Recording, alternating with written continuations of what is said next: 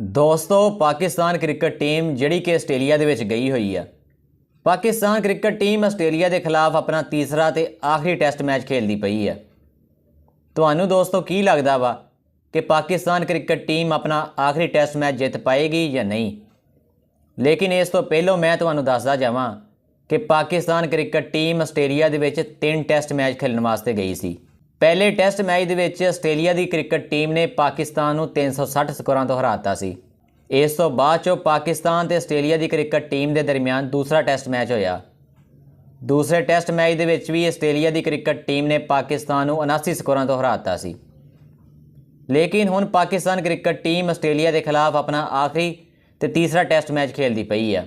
ਲੇਕਿਨ Pakistan cricket team ਦੇ ਕੋਲੋਂ ਇਹ ਉਮੀਦ ਕੀਤੀ ਜਾਂਦੀ ਸੀ ਕਿ ਪਾਕਿਸਤਾਨ ਕ੍ਰਿਕਟ ਟੀਮ ਜਿਹੜੀ ਕਿ ਆਪਣੇ 2 ਟੈਸਟ ਮੈਚ ਹਾਰ ਚੁੱਕੀ ਆ, ਸ਼ਾਇਦ ਪਾਕਿਸਤਾਨ ਕ੍ਰਿਕਟ ਟੀਮ ਆਪਣਾ ਆਖਰੀ ਟੈਸਟ ਮੈਚ ਜਿੱਤ